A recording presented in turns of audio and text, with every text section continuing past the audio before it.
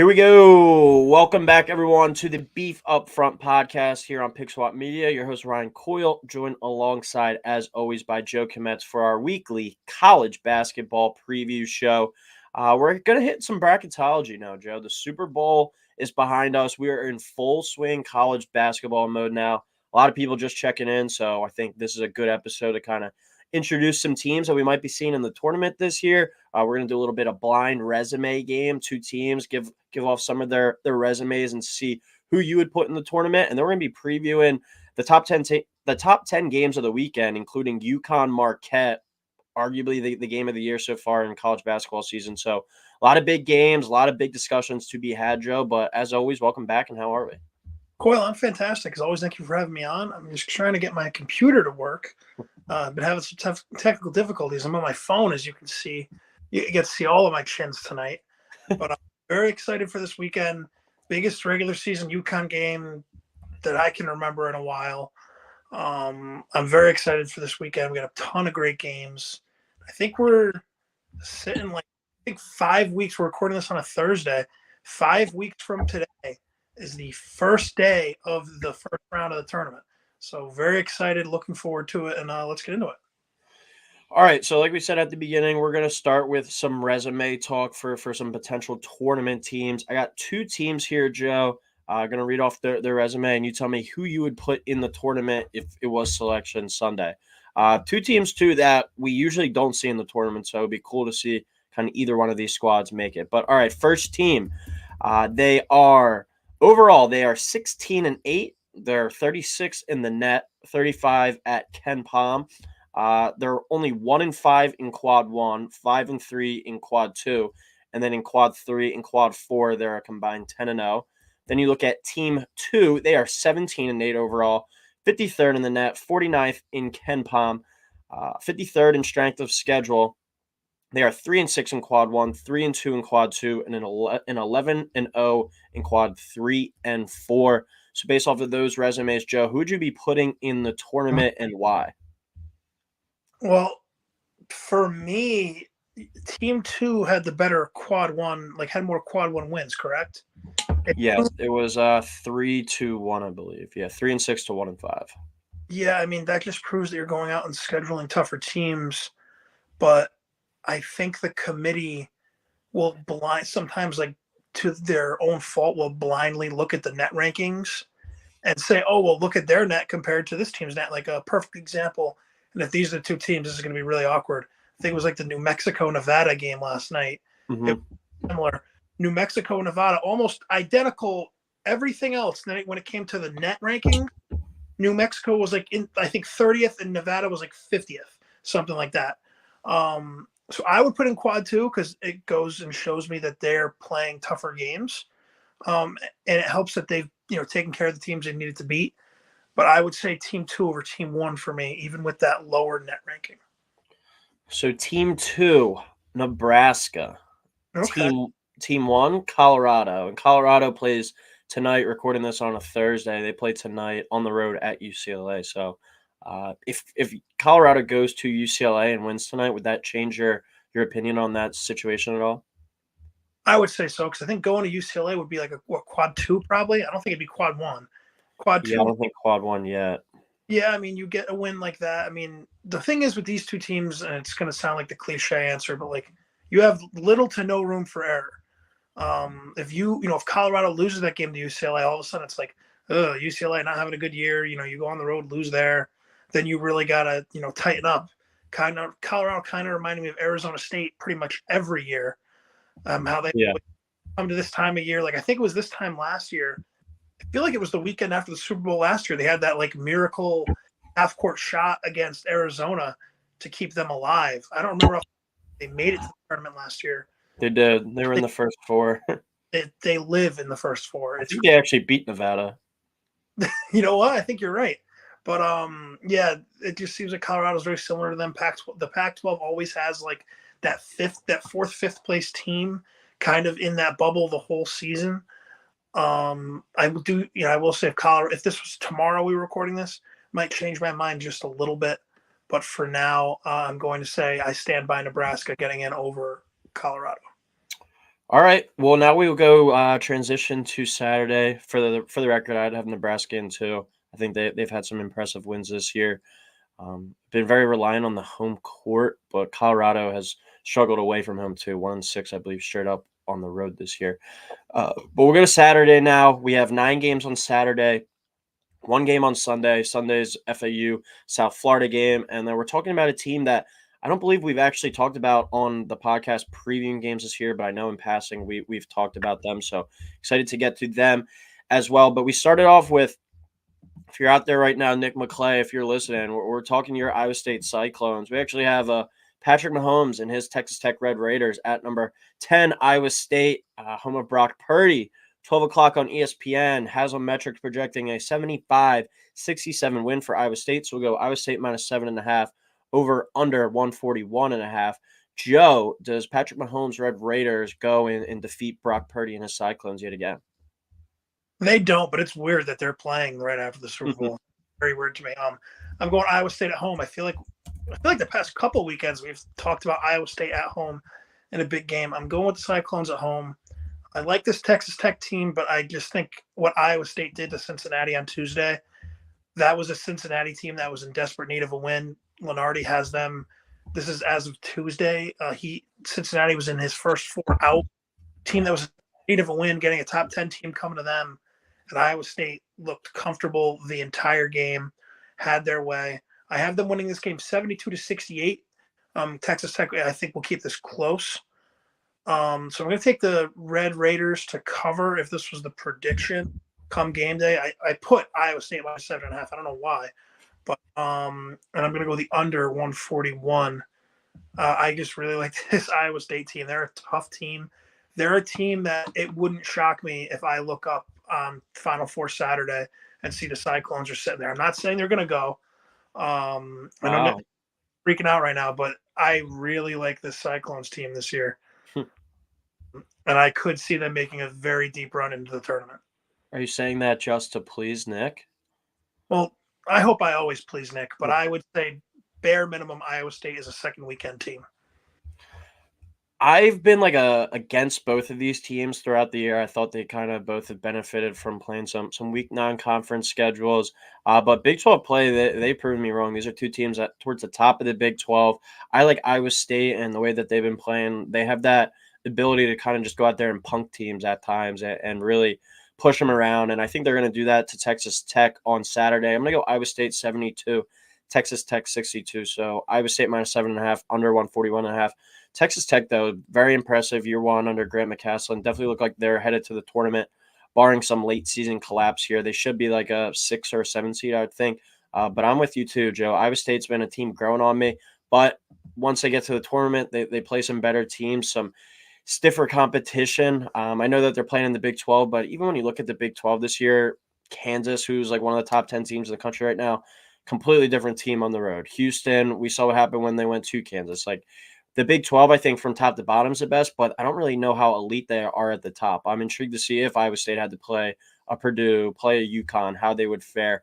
But I do like them to win this game, especially at home, and I'll take them to cover too. All right, we go to Saturday now in the SEC, Texas A&M. Probably the most bizarre team in the country to me. Going to Alabama, who's number 15, 12 o'clock tip on ESPN. Bama projected to win 83-74. So Bama minus 8.5, over under 156.5. Yeah, I think this A&M team is kind of like a perfect picture of the college basketball season as a whole. Like, well, we were talking about it on, I think it was Tuesday after UNC, with some of, Luke, Pat, Ben, people been on beef before.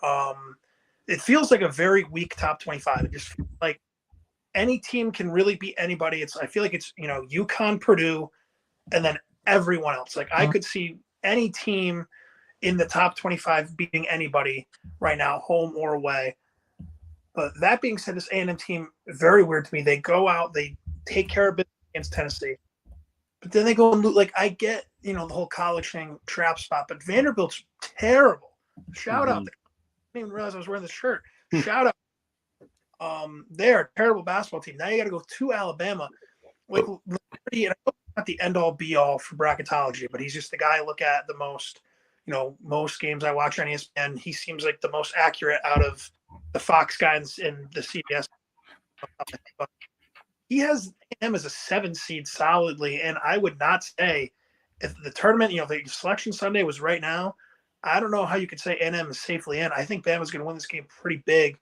I'm taking the minus 8.5, going 86-73. I'm taking the over 156.5 as well. There's just this A&M team I really don't like. I'm going to stay away from betting them for pretty much the rest of the way just because I can't get a feel on them. Like, it wouldn't shock me if they came and beat Bama on the road, but I could also see them losing what I think is more likely by 13 points. So I'm going to go Bama. Something's just off with this A&M team. Yeah, like I said at the beginning, like the most bizarre team. Like we did on Saturday, we put a little 10-unit bet on Texas A&M. They go out there, destroy Tennessee. And then I took on what was that, Monday or Tuesday night? I took Vanderbilt plus the 9. I was like, I just know this A&M team will. I didn't think Vanderbilt would win it outright, but I'm like, I know Texas A&M is gonna come back and be like, what the hell is this team? I'm kind of hoping that A&M's that team that goes to the first 4 and then they go on kind of a run from there because I could totally see that with their DNA. But I think the best way to put it is you have to rank 25 teams every single week, but there aren't 25 teams that deserve to be in the top 25. Like, it should honestly this year be like a top 15, a top 20, and it's like, oh, like we're the 16th best team, like we're kind of right there, but you just don't know what you're going to get each and every night with so many of these teams. I talked about it the other day with like Creighton. Like, what the hell do you expect out of Creighton every night? They could go and look like they did last week at Xavier. Xavier's not a great team, but still, that's a tough place to go into and win. And they won pretty handedly. And then you turn around and then they lose to Butler a couple weeks ago at home, 99-98. Even look at Auburn with what they did on Saturday against Florida, and then they go and beat South Carolina last night by 40. Like, the inconsistency of the sport this year is just insane. But I do like Alabama to win this game. They're a different animal at home. I think this is a up and down type of track meet as Alabama tends to play in. I'll go Alabama 84, A&M 77. So I will take A&M plus 8.5 in the over of 156.5 there. That should be a fun one, though. Looking forward to it. We go to an ACC game on Saturday at noon on ESPN2. Wake Forest at number 21. Virginia, who's coming off a loss to Pitt. Virginia projected to win this one. It has them 65-63. So we go Virginia minus 2.5, over under 127.5. Wake Forest, a team floating around the bubble too, Joe. Can they get a much needed road win here? Don't think they're going Virginia and win. If this game was at Wake Forest, because Wake Forest is still undefeated at home, I would take Wake Forest. Virginia also coming off a perfect what you just said. I did not think at all that Pitt they lost at home, right? Yep, at Virginia. Expect Pitt to go into Virginia and get that win. I didn't watch the game. I was like following along on my phone, and I was shocked when they lost.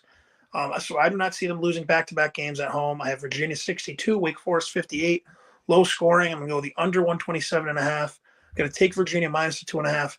And almost everywhere, like you look, Coy, like you were saying, it's pretty agreeable that Wake Forest is either in the last 4 in or the first 4 out. Lenardi has them as his first team out, and this was right after losing to Duke. So every game the rest of the way is going to be really big. If you can go on the road and beat Virginia, that'll go a long way to helping you get in the tournament. But I don't know if they'll. And their schedule off the top of my head, let me try to pull it up. They don't have many more golden opportunities. They have 7 games left, including this one. Then after that, it's home against Pitt. Then you have Duke next Saturday. That'll be a game we'll most likely be talking about. But then it's Notre Dame, Virginia Tech, Georgia Tech, Clemson. And Clemson's at home. So, it isn't even like, going on the road to Clemson would be a nice win. Like, you really have this game and the Duke game. And after that, it is, even if you win all 5, I don't know if that'll be enough to get you in. But I don't see them going on the road here and getting Virginia. Yeah, when we were talking about inconsistencies, like I tweeted this on Tuesday when Virginia played Pitt. I was like, wow, Virginia's quietly been playing really good. And my tweet is word for word.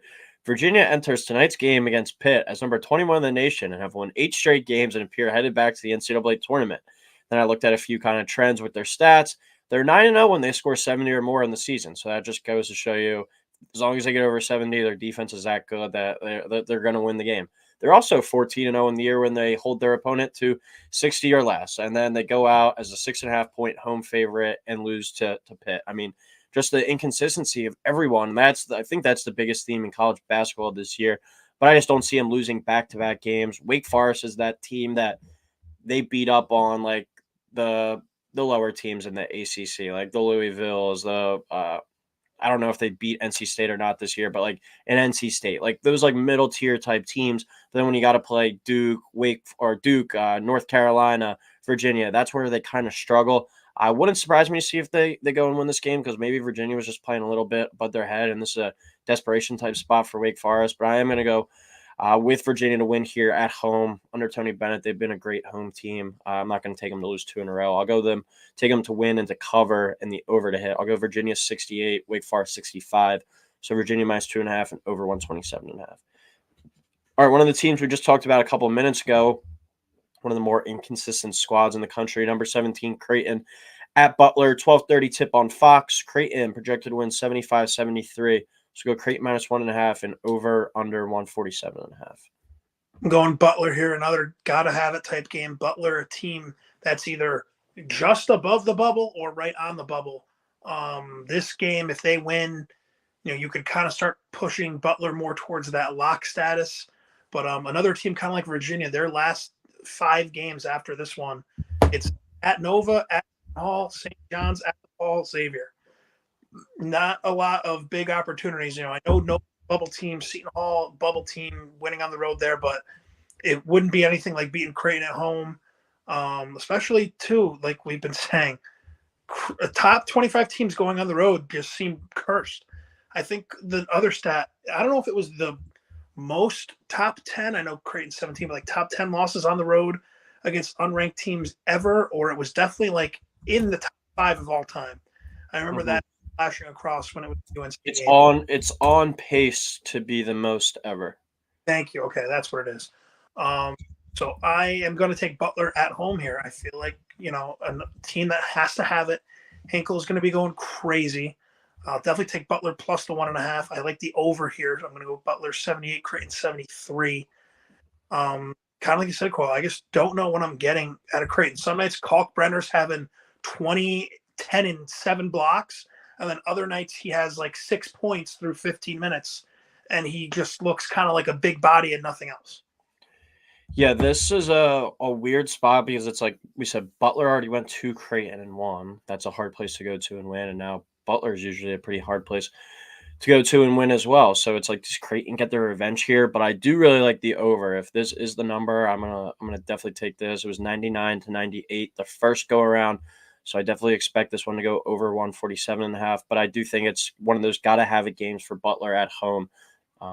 And I was talking about it with someone else the other day, but it's like these next few weeks in the Big East are going to be mayhem, because it's either we're going to talk about UConn and Marquette in a little bit, but UConn and Marquette kind of by themselves at the top. Marquette with still 2 opportunities to play UConn could potentially jump them. And then also you have teams like Villanova, Seton Hall, Providence, St. John's, Butler, who are all playing for their tournament lives. They're going to be taking each other out each and every week, and then they're going to be playing some of these big dogs as well, and potentially knocking them off because they're playing for their season and their tournament berths on the line. So these next few weeks in the Big East are going to be excruciating. I think we're going to see some awesome games.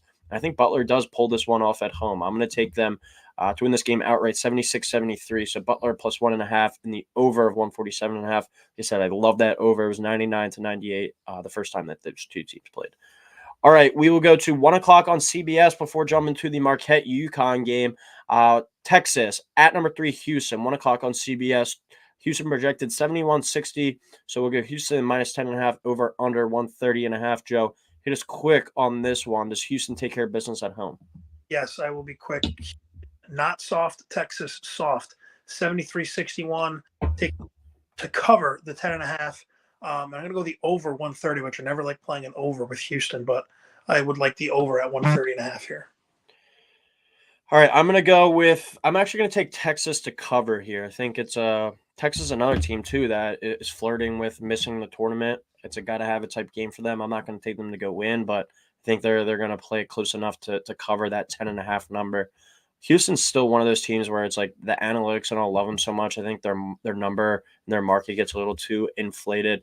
And when you look at the book, sometimes they don't really take into account those gotta have it type games type things. I mean, it's like goes right back to why the hell are you making Patrick Mahomes an underdog? It's like I'm not comparing Texas to them, but it's like I feel like the as good as the spread and the bookmakers are, they don't really take into account that much like the actual like game itself. It's more so just kind of numbers based. So I think this is a spot where Texas needs to have it and they get a win here. Like that almost locks up a tournament spot, I think, for them. But I think Houston's going to win this one. I'll take Texas to cover, though. Houston 70, Texas 65. Texas plus 10.5 and over 130.5. Arguably the best game of the season, or at least for the rest of the season. These two teams still get to play each other once more after this at Marquette too, which is pretty awesome. But number 4, Marquette, my national title pick at the beginning of the year at 18-1. Doubled down on them 2-3 weeks ago now at 30-1. They're all the way back up to number 4 in the country, traveling to Hartford to play your Huskies, number 1 in the country, Joe, 3 o'clock on Fox. UConn projected to win this one 75-70. So we'll go UConn minus 4.5, over under 144.5. Joe, UConn, do they cover? Do they dominate this game? What are your thoughts on this matchup? I think it's going to be somewhere in between like cover and dominating. Like I think it's going to be close to. I have UConn 79, Marquette 73. I kind of think this game is going to be close throughout. UConn up 3-4, Marquette making a couple runs. I think this game is just going to come down to like late. Marquette's going to have to foul. UConn's going to be able to kind of build up a little bit of a lead like that. I think this game is going to be awesome. I'm very jealous of my shout out Zach Arzano going to the game for free, having getting a student ticket. He's going to be there. Very jealous. His family has anyways, but he has a student ticket. Shout out Zach Arzano. I am going to take UConn to cover over. I think Marquette is going to beat UConn when we go to Marquette. But right now, being and 3 o'clock is like such a good time for because you can go to the bars at like noon, start drinking. Gates open at 2. Everyone go to your seats, go to the bars, and go to the places in the XL Center. Perfect time for a game. XL Center is going to be rocking. Hartford's going to be going crazy. Can't wait for this game. I think UConn is going to be able to handle Marquette and go to like 23-2, something like that. I forget what the record was after beating DePaul last night, but I think 22-2 right now. Why does everything revolve around what time you can start drinking? Well, Coyle, if this is your way of asking if I have a problem, the answer is yes. That's just how it does. It's just how it is. So one thing I'm looking at for this game, obviously the actual money line's not out yet, but when you look at the Big East regular season championship, and as we said, UConn and Marquette still get to play each other twice. UConn is minus 1,400 to win the conference right now. Marquette plus 650. So it's one of those things where it's like, all right, the books love UConn. And I mean, why wouldn't you at home? But all they have to do most likely is split this unless they go on some major late season slide. So UConn, most likely going to win it. But I think if you think Marquette has a chance, it's worth taking a look there at them to win it at plus 650. So they beat UConn both times and they take care of business the rest of the way too. They'll be the Big East champs. So something to watch, maybe consider. But I guess I'm considering myself a Marquette fan for this year. I just think it's too tough of a spot for them. UConn's going to be all juiced up. They didn't even show like last night that it was a potential look ahead with the dismantling of DePaul. That this is a team locked in, and they've really just been locked in since last year's tournament run. So I will go UConn 76, Marquette 71. So UConn minus 4.5 over 144.5. I do think it is a really tight back and forth game though, but I'm going to give UConn kind of a backdoor cover there with some potential free throws at the end. All right, we go to the Big 12 now. Number 6, Kansas at number 25, Oklahoma. 4 p.m. on ESPN. Oklahoma projected to win this one 73-70. So Oklahoma minus 2.5 over under 142.5. Joe, give us a rapid fire hit on this one. Yeah, I'll keep this one simple. Oklahoma 74, Kansas 62. Love Oklahoma minus 2.5 if that is the actual line. I'm going to go under 1.5. A lot of points, especially because we've seen what Kansas can do on the road. It's not pretty. So I'm going to go Oklahoma. Another team that I know they're 25th in the country, but definitely wouldn't hurt to get this win. Yeah, I'm going Oklahoma too. I'll keep it simple. 70-64. Oklahoma minus 2.5, under 142.5. Kansas, not a good basketball team on the road. Sounds like they're still going to be without Kevin McCullough. DeJuan Harris playing on a hobbled ankle. There's too many things going wrong with this Kansas team. Are they able to get right and fix it all and get a little bit healthier before the tournament? Still remains to be seen, obviously. But Kansas on the road, I think you got to fade them. It's Oklahoma Super Bowl at home. And Joe, like you said, if they win this game, I think they're pretty much a lock. But if they have a side here in the Big 12 over the last few weeks, they're going to be a team I think hovering around the bubble come March. All right, probably the second best game of the weekend in the SEC. Number 22 Kentucky, showing some signs on Tuesday night that they could play some defense against Ole Miss. They're traveling to number 13 Auburn, who beat number 13 South Carolina last night by 40 points. 6 o'clock tip on ESPN. Auburn projected here 87-77. So we'll go Auburn minus 9.5, over under 163.5. 9.5 is a large number. I doubt it'll be that big come game time. But Joe, what are your thoughts on this game? I like Auburn here, 83, Kentucky 80.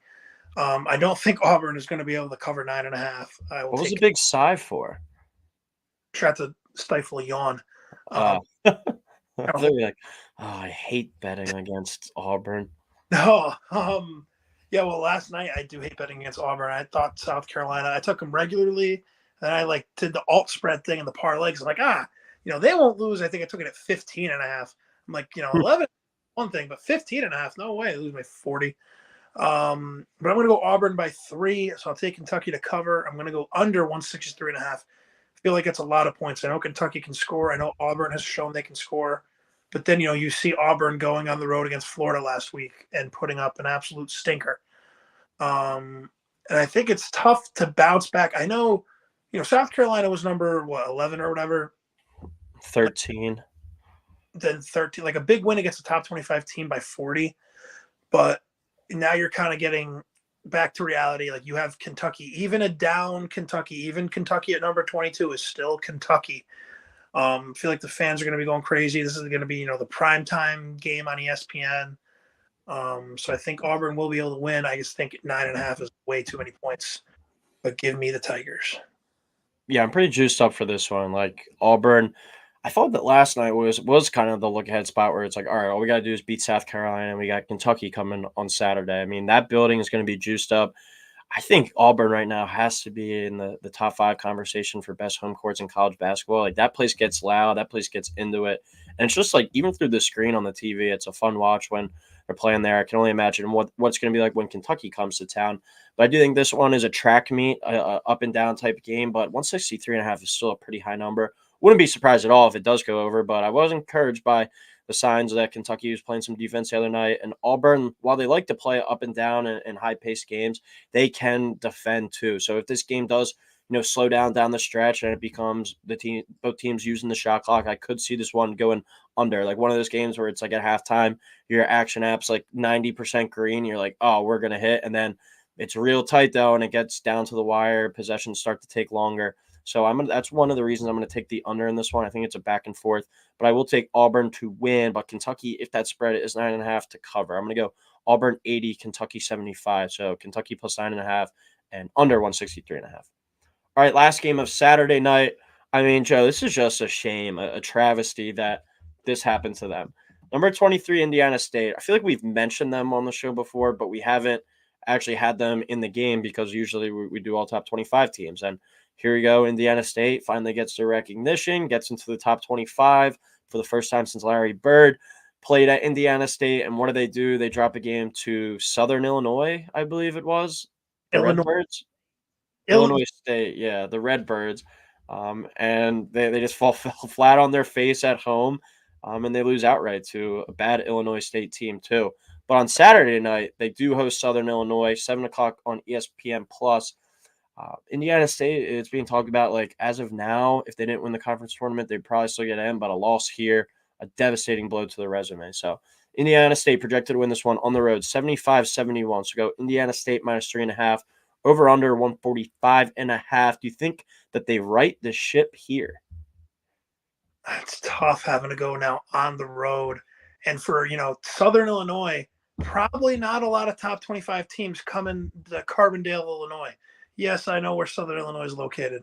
But I like the Salukis here. I'm taking Southern Illinois, who's currently fourth place in the Missouri Valley. It's not like they're, a slouch. Salukis is a hell of a name, too. It got a hell of a logo. I might get a Salukis shirt for March Madness. Even if they're not in it? Even if they're not, I'll still wear it proudly. Especially if they're not in it. Yeah. Honestly, I think them not being in it would make me want to wear it more. But issues. Yeah, I do. I will be going the Salukis here by 3. It's just really tough. Like they had a major, poop down your leg moment, Indiana. Going into Tuesday, going into that game, Lenardi, Coyle, to your point, had them. Obviously, he has all the automatic qualifiers in the tournament, but he had them as an 11 seed. And if you look at where the first 4 kind of is cut off right now, it's at that 10-11 mark. So they were right on the bubble regardless. And now losing this game, you're definitely going to have to win out in the regular season if you want to put yourself back into that bubble conversation. But having to go on the road to a decent team after losing, like I know they're pissed off. I think they're going to, keep it close. But I think Southern Illinois is going to pull away late. That crowd's probably going crazy because, like I said, not a lot of opportunities. They get to see a top 25 team with, even though I love him, but Robbie Avila, he's just prime target for people just chirping him in the stands. Like I could see if he starts missing a couple shots, just getting lit up. So I'm going to go the Salukis here. And I hate to say that because I think Indiana State after this week will bounce back and win out, but I think they lose to Southern Illinois. When's the last time you pooped down your leg? I had the stomach bug in the 8th grade. Like the time I can remember, but besides that, probably not since I was a little kid. A little bit too much information for you, right, Coyle? You asked. I didn't know there was an actual answer to that one. But to back your Salukis comment, I think I'll get a Sycamore shirt for March Madness and hope and pray that they make it. Well, enough talk with this game. I'm going Indiana State 80-70, bounce back spot, -3.5, over 145.5. Rooting for them to make the tournament, but I do think we might have talked about this where they're already kind of that team that's getting hyped up a little bit too much too early, like Charleston was last year. And we're like, all right, everyone's going to be taking them come the tournament. What do they do in the tournament? Lose in the first round. San Diego State goes to the Final Four. So I think Indiana State might be that little bit premature team. Like, sure, FAU last year was 30-3 in the regular season, I believe it was. And then they were a 9 seed, I think it was, or I forget if they were the 8 or the 9 against Memphis, but still, like, everyone was like, oh, like, nothing much. Charleston was a team like, oh, Charleston, like, take them. They're the one to look at. Drake, too, was a team, popular team everyone was saying to bet on, and they both lose first round.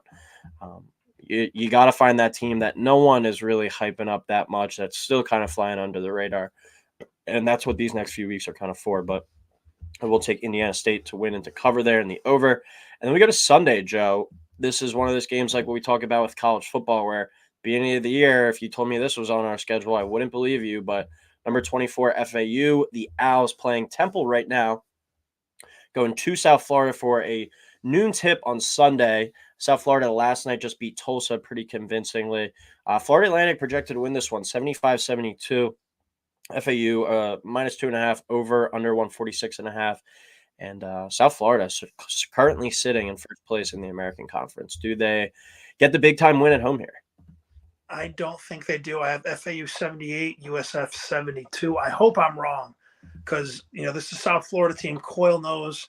I've jokingly said, like, I think one year, Coyle and I used to do all the conference tournament predictions. I like South Florida as a sleeper. They get hammered in the first round against, whoever. But ever since then, not religiously, but I'll check every once in a while. So I'm like, oh, I'm glad to see them like finally being decent. Because it feels like my whole life, South Florida, especially since they've been in the American, terrible. I think this is definitely the biggest game in their history since going to the American. I know, they used to play in the Big East, so they probably had games, back then. Like, you had top 5, top 10 teams coming to town.